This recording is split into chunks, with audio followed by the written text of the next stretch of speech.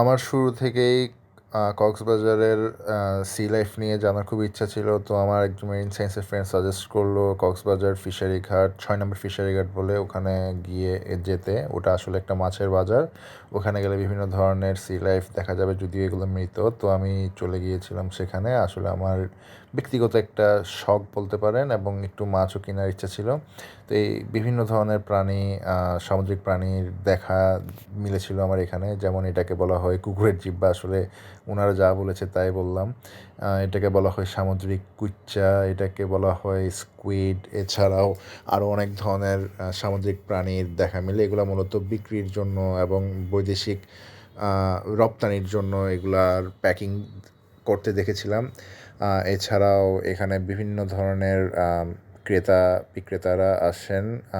এখানে অনেক ভিড় থাকে, এই যেমন স্কুইড, লবস্টার, ছোট চিংড়ি, অক্টোপাস, এরপরও নাম জানা অজানা অনেক ধরনের মাছ এবং প্রাণীর দেখা মিলে এখানে। যদিও জায়গাটা খুবই নোংরা এবং খুবই উৎকট একটা গন্ধ আসে, তবে এগুলা যাদের ওসিডি নাই বা যাদের সূচিবায়ু নেই তাদের জন্য এটা it's not a big deal. তো এখানে খুবই একটা কোলাহলপূর্ণ পরিবেশ থাকে, প্রচুর মাছের এবং বিভিন্ন সামুদ্রিক প্রাণীর আনাগোনা এখানে সারা দিনব্যাপী চলতে থাকে।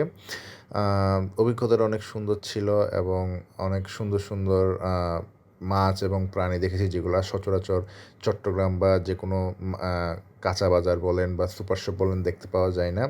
যদিও এখানে আমি কোরাল দেখিনি, কোরাল মাছ দেখিনি।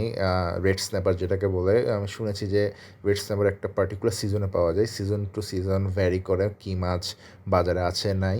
তো এখানে আমরা অনেক ধরনের অনেক ইলিশ মাছ দেখেছিলাম, অনেক ছোট চিংড়ি দেখেছিলাম, লবস্টার দেখেছিলাম, এবং এখানে ভিড় দেখা যাচ্ছে কী পরিমাণ ভিড় ছিল।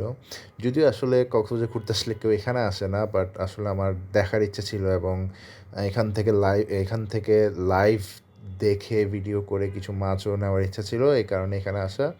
এখানে সুন্দর করে প্যাকেজিংয়ের মাধ্যমে, যদি কোয়ান্টিটি বেশি হয় তাহলে সুন্দর প্যাকেজিংয়ের মাধ্যমে করে দেয়, এই আর কি।